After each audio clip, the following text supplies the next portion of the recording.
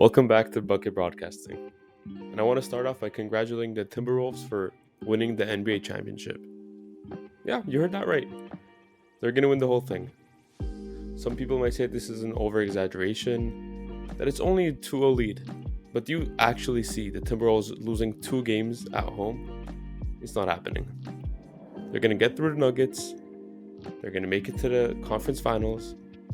They're going to beat whoever gets there.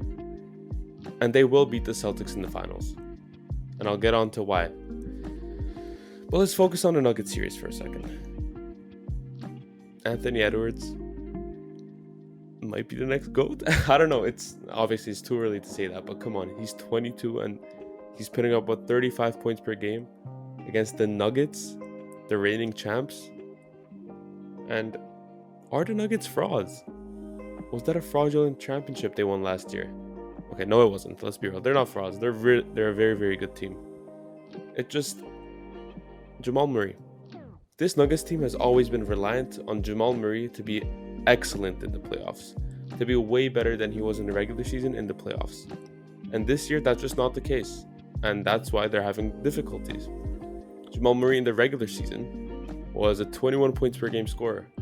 In the playoffs, he's down, in this series in particular, against the Wolves so far, he's down 10 points.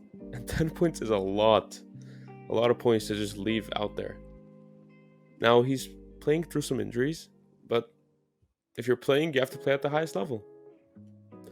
Jokic is doing his thing. 24 points per game, double-digit rebounds, 8.5 assists in this series. But it's just not enough. He's not a one-man team. He can't do everything. He needs his second star to step up, and Jamal has not been on it, as much as it hurts me to say as a Canadian. On the Timberwolves side, they look like the best team in basketball. Even the Celtics, who are this powerhouse, they managed to lose a game against the Heat. Come on, it's the Heat.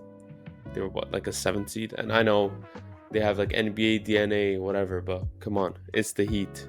You can't lose to them.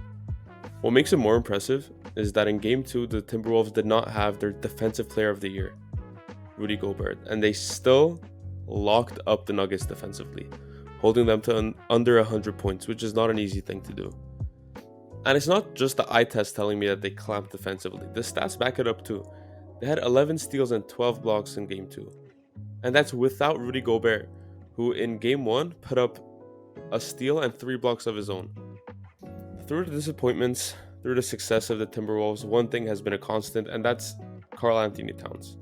He's had a really rough time, he lost a lot of family members, he lost a friend, he lost, not in the same sense, but he lost teammates. Like, he traded teammates away. He had controversy with Jimmy Butler, saying he doesn't have it in him to win.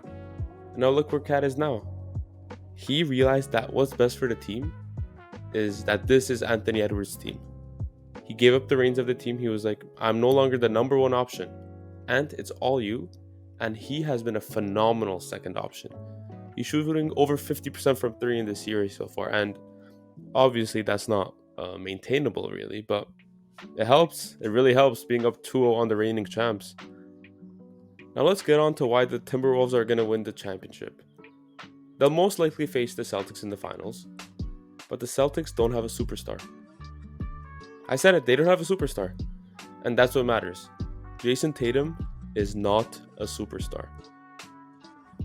They have a great team. They have great depth. They have great plays. They don't have a star. A star should elevate his play when it comes to the playoffs. Jason Tatum has never done that. Let's recall last year when they were down 3-1 to the 8th seed, to the Heat, with Jason Tatum as their superstar. Tatum, he put up 30 points in the regular season. That's amazing. Those are superstar numbers, right? Yeah. But come the playoffs, he went down to 25 points per game. That's not good. Well, come the series against the Heat, I meant. The 7-game series against the Heat, he was putting up 25 points per game. And yeah, those are good numbers. But when you take into consideration that that's a 5-point decrease from his regular season, that just can't happen in the playoffs. In the playoffs, you're supposed to elevate your numbers. There's a shorter rotation. You're playing more minutes. You have more opportunities. You're putting up more shots. And if you're Jason Tatum, you're shooting 23% from 3 in that series. Those are not superstar numbers, and no one can convince me otherwise. This season is more of the same. So far in the playoffs, he's putting up 21 points per game. He was putting up 27 in the regular season. Again, a 6-point decrease. He's shooting 27% from 3 in the playoffs. And that's when he had a relatively easy first round matchup. Gentleman sweep, 5-game series. So that's how it'll end. The Celtics will get to the finals, not thanks to Jason Tatum, thanks to their team depth. They'll face the Timberwolves. They won't be able to compete because they won't have that guy down the stretch. And once again, they'll lose another finals. I mean, Celtics fans, don't get mad at me. You've went 16 years without a ring. What's another one? Again, these are just my opinions. So if you disagree, I don't care. You can yap in the comments down below. But let me know what you think. Am I tripping? Am I being too harsh on the Celtics, too harsh on the Nuggets? Do the Nuggets have a chance to come back from this? From being down 0-2? I highly doubt it, but let me know what you think. If you liked the video, or even if you disagree with my takes, leave a like, subscribe, I'll really appreciate it. And I'll see you guys in the next one.